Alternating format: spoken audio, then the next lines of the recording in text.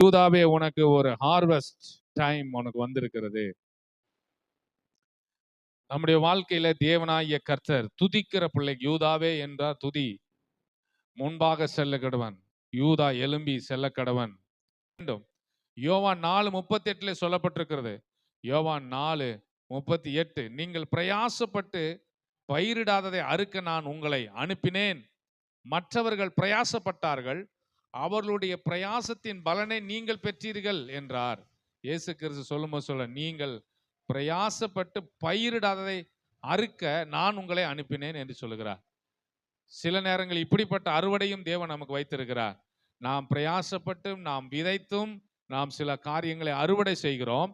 அதோடு மாத்திரமல்ல, நாம் விதைக்காததை அறுப்பதற்கும் தேவன் நம்மை அனுப்புகிறார். அதற்கும் நாம் ஆயத்தமாக இருக்க வேண்டும்.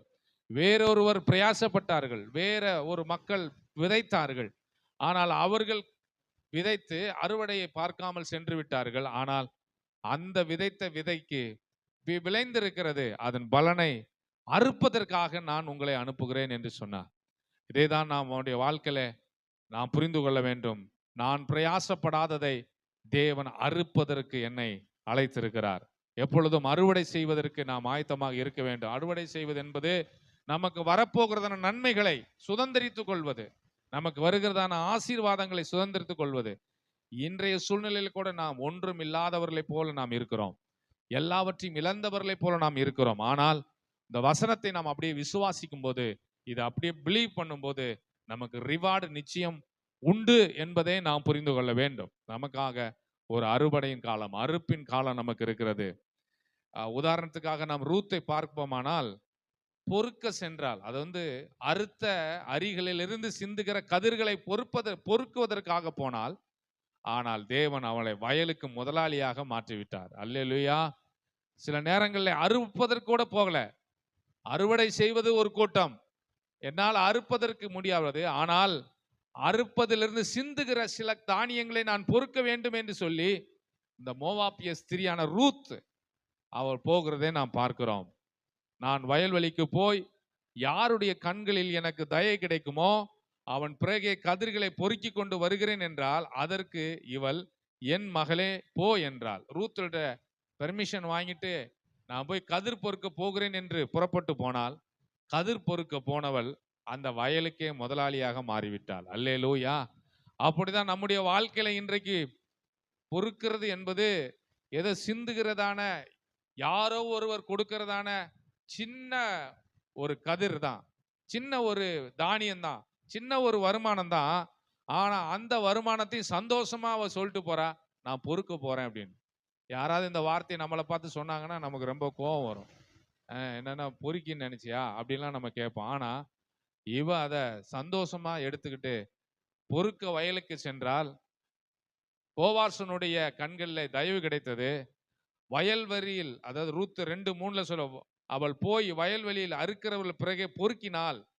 தற்செயலாய் அவளுக்கு நேரிட்ட அந்த வயல் நிலம் எலிமெலேக்கின் வம்சத்தனாகிய போவாசுடையதாய் இருந்தது என்று நாம் வாசிக்கிறோம். அப்போ நம்முடைய வாழ்க்கையில சில நேரங்களில் நம்முடைய உதவிகள் வேறொரு இடத்திலிருந்து கொஞ்சமாக வரும், இதை வைத்துதான் நம்ம நடத்த வேண்டும் என்று நாம் நினைக்கலாம். ஆனால் அந்த காலம் முடிந்து அறுவடையின் காலத்துக்குள்ளே கர்த்தர் நம்மளை கொண்டு வந்திருக்கிறார். அறுப்பது என்பது நம்முடைய விருப்பத்தின்படி எவ்வளவு வேணாலும் அறுத்து கொள்ளலாம். நமக்கு டயர்ட் ஆகிற வரை, நமக்கு சோர்வு ஆகிற வரைக்கும் நாம் அறுத்து கொள்வதற்கு தேவன் நமக்கு ஒரு காலத்தை வைத்திருக்கிறார். அந்த காலம்தான் இப்பொழுது வந்திருக்கிற இந்த காலங்கள். நாம் ஆயத்தமாக விழிப்போடு இருந்து நாம் அறுத்து கொள்வோம். அறுவடையின் காலத்தில் நாம் வந்திருக்கிறோம். தேவன் நமக்கு கிரியை செய்ய வல்லவர். ரூத் 2:11 சொல்லுகிறது, அதற்கு போவாஸ் பிரதியுத்தரமாக, உன் புருஷன் மரணமடைந்த பின்பு உன் மாமியாருக்கு செய்ததும், நீ உன் தகப்பனையும் உன் தாயையும் உன் ஜன்ம தேசத்தையும் விட்டு முன்னே நீ அறியாத ஜனங்களிடத்தில் வந்ததும் எல்லாம் எனக்கு விவரமாய் தெரிவிக்கப்பட்டது என்று சொல்லுகிறார்.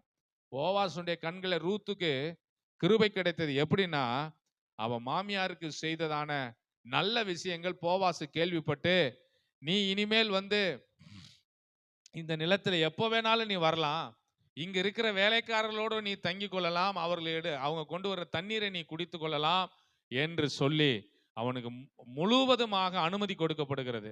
உடனே அறுக்கிறவரெல்லாம் கூப்பிட்டு போவா சொல்றாரு, இங்க பாருங்க, அவ அரிக்கட்டுக்கு இடையில வந்து பொறுக்குனாலும் நீங்க எதுவும் சொல்லக்கூடாது. நீங்க நல்லா சிந்த விடுங்க. எல்லாத்தையும் சேர்த்து பிடிச்சு கட்டன்னு நினைக்காதீங்க. கொஞ்சம் விடுங்க வயல்ல. அவ பொறுக்கிட்டு போட்டும் அப்படின்னு சொன்னா. ஆனா இப்படி பொறுக்கி கொண்டிருந்த ரூத்துடைய வாழ்க்கையில அவன் நினைச்சு பார்க்காத ஒரு வாழ்வை தேவன் முன்கூட்டியே ரூத்துக்கு ஏற்படுத்தி தந்தார். அதே போலதான் நம்முடைய வாழ்க்கையிலும் இன்றைக்கு கொஞ்சமாக வரும், கொஞ்சமாக நாம் குடும்பத்தை நடத்தி கொண்டிருப்போம். இல்லாத பத்தாது என்று நாம் நினைத்து கொண்டிருப்போம். ஆனால் ரூத்துக்கு தயவு பாராட்டினவர் நமக்கும் நிச்சயமாக ஒரு தயவு பாராட்டுவார். அந்த வயல்வெளிக்கெல்லாம் சொந்தக்காரியாக ரூத்தை மாற்றினது போல நம்மளையும் இந்த கும்மிடி பூண்டி சொந்தக்காரர்களாய் தேவன் மாற்ற வல்லவர். அல்லேலூயா. அநேக ஆத்துமாக்களையும் நமக்கு தருவார். அதோடு மாத்திரமல்ல, நம்முடைய சரீர தேவைக்கு தேவையானதையும் தேவன் வருகிற நாட்கள் நமக்கு தரப்போகிறார். நமக்கு ஒரு பிரகாசமான கண்கள் இருந்தால் போதும், நாம் அதை விசுவாசித்தால் போதும், தேவன் நிச்சயமாக ஒரு பெரிய மாற்றத்தை செய்வார். வசனம் சொல்லுகிற தன் விசுவாசத்தினாலதான் நீதிமான் பிழைப்பான். இந்த வசனத்தை பேசும்போது நம்மகிட்ட ஒண்ணு இல்லாம இருக்கு. ஆனா இந்த வசனம் உயிர் உள்ளது, ஜீவன் உள்ளது. நான் அதை விசுவாசிக்கிறேன். ரூத்தை ஆசீர்வதித்தவர் என்னையும் ஆசீர்வதித்து என்னையும் பெருக பண்ணுவார். அது அந்த நினைவு நமக்குள்ள எப்பொழுதும் இருப்பதாக. அடுத்தபடியாக இரண்டாவது கிதியோனுடைய வாழ்க்கையில் நாம் பார்த்து வாசிக்கிறோம். அறுத்ததை பக்குவப்படுத்தி பத்திரப்படுத்தினார். ஒரு நியாயாதிபதிகள் 6ஆம் அதிகாரம் 11வது வசனத்துல, அதற்கு பின்பு கர்த்தருடைய தூதனார் வந்து அபியேஸ்திரனான யோவாசின் ஊரனாகிய ஓப்ராவில் இருக்கும் ஒரு கர்வாலி மரத்தின் கீழ் உட்கார்ந்தார்.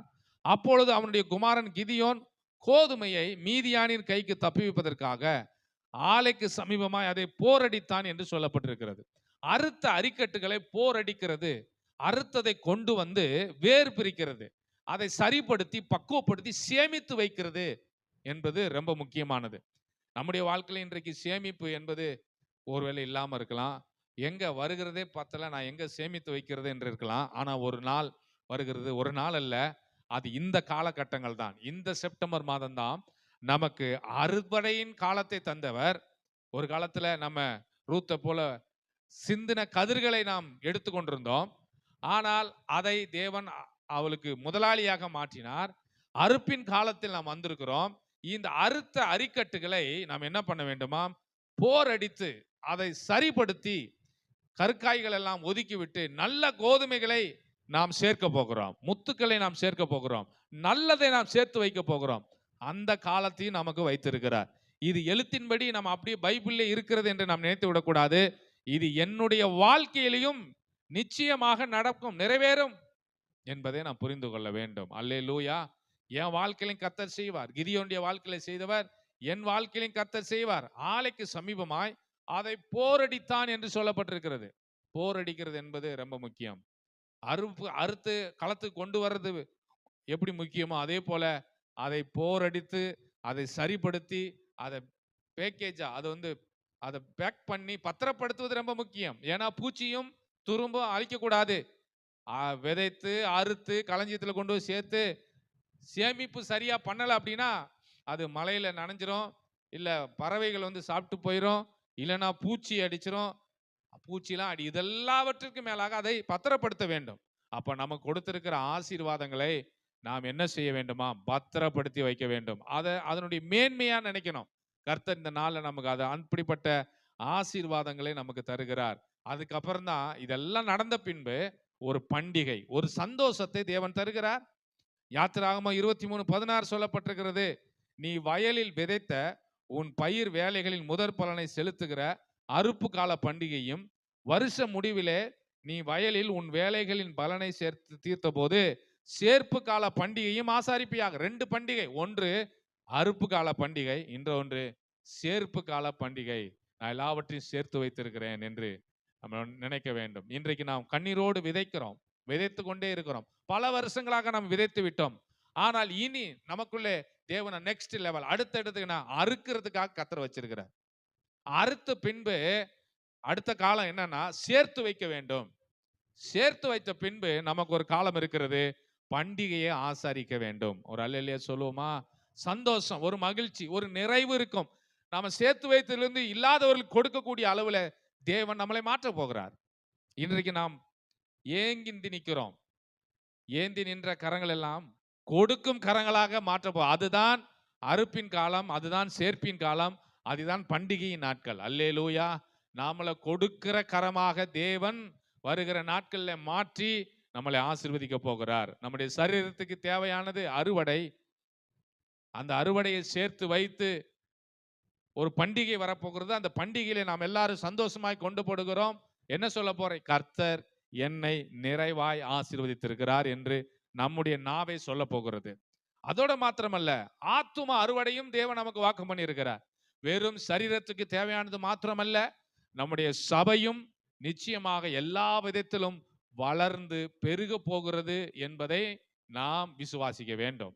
நாம் விசுவாசிக்க இன்றைக்கு நாம் ஒவ்வொரு நாட்களும் விதைக்கிறோம். ஜெபத்தின் மூலமாக புதன்கிழமை ஜெபம், வெள்ளிக்கிழமை ஜெபம், எல்லா ஜெபங்களிலும் நாம் இந்த தாலுகாவை நினைத்து ஜெபிக்கிறோம். குடும்ப ஜெபங்கள்ல நாம் ஜெபிக்கிறோம். இதெல்லாம் விதைக்கிறதுக்கு அடையாளம். ஆனால் இனி ஒரு காலம் வருகிறது. இன்றைய நாளிலிருந்து நாம் அறுக்க போகிறோம். அறுத்த உடனேயே அதை உடனே சரி செய்து அதை சேர்க்க போகிறோம். இது சரீர தேவைக்கும் அப்படி நடக்க போகிறது. சபை வளர்ச்சிக்கும் தேவன் அப்படியே நமக்கு என்ன பண்ணுவார்? செய்ய போகிறார். அதனால நாம் ஒன்றை புரிந்து கொள்ள வேண்டும். எனக்கு ஹார்வெஸ்ட் டைம், எனக்கு அறுப்பின் காலம் வந்திருக்கிறது. நான் ஒவ்வொரு நாளும் அறுவடை செய்ய போகிறேன். அறுவடை செய்து அப்படியே நான் அங்கே விட்டுவிட போறதல்ல, அதை சேர்த்து ஒரு பண்டிகையாக நான் கொண்டாட போகிறேன் என்கிற புரிதல் நமக்குள்ள இருந்தால் போதும். தேவன் நம்மை ஆசீர்வதித்து உயர்த்த வல்லவர்.